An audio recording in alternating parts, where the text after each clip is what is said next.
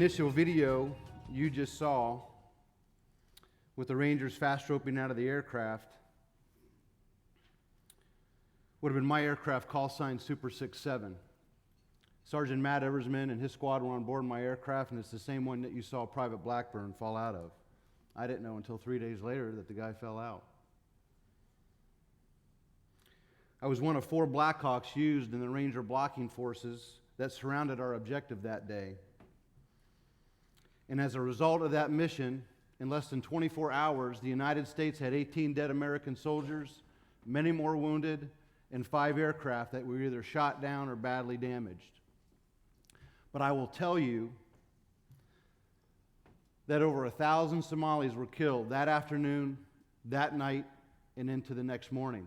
And that one event still has implications in the world's geopolitical stage, and we are still feeling the effects of it over 18 years later. October 3rd, 1993 in Mogadishu, Somalia was one of the biggest wake-up calls of my life, and yet God patiently took 14 years and took Jeff Niklaus through a lot of severe humbling along the way to finally get my attention. In the military, there's a saying, the plan is only the foundation for change.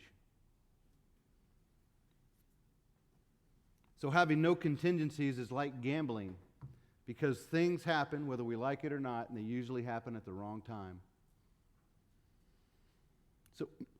So we need to be prepared. That's true in life and in business, and I'm sure many of you in your experiences in life know exactly what I'm talking about. Be careful of what you wish for. You might just get it. Special operations in combat was what I wished for. I wanted to be in the center of the action. The only problem is that things don't usually happen according to our terms or our imaginations anyway.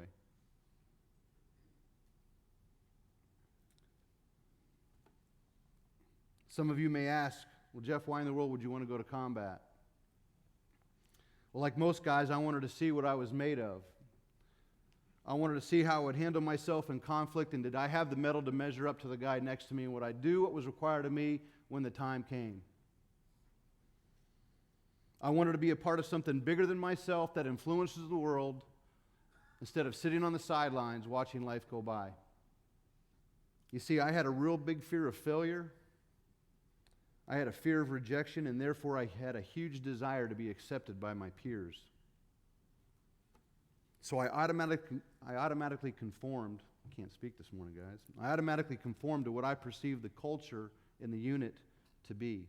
And I compromised myself out of fear and selfishness and sacrificed the most important people and things in my life for people and things that should never have mattered to begin with. How did we become the America we are today? Well, I guarantee it didn't happen overnight, as many of you know. There are many reasons, but I do know this, that one of the devil's favorite tools is distraction. And I like to refer to him as a master in the use of weapons of mass distraction. SOPs are simply this. They are core plans that you use in mission planning, briefing, training, and execution that you commit to memory and use in the absence of a briefed change. In other words, they're the thing that triggers you. Without any other information given to me, I revert back to my foundation, my SOP.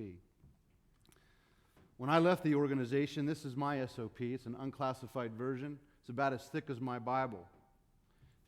Well, my question to you guys is this. What book are you going to do it by? This is the book I go by now. This is my SOP. This is my standard operating procedure. I recommend it. So are you here today and you know Jesus Christ as your Lord and Savior? If you do, I'm going to ask you a couple favors. The first one is this. Evaluate your walk. Where are you with God in your journey with Him right now? And what does He want you to do? The second thing is, I want you to get into your SOP. Do me a favor and get into your SOP every day. You know, if we didn't know this book, like I said, we had to know this cold for the most part. we would never have accomplished a mission because we would be perpetually planning and briefing and never accomplish a thing. How do you plan on being a good soldier for God if you're not in this?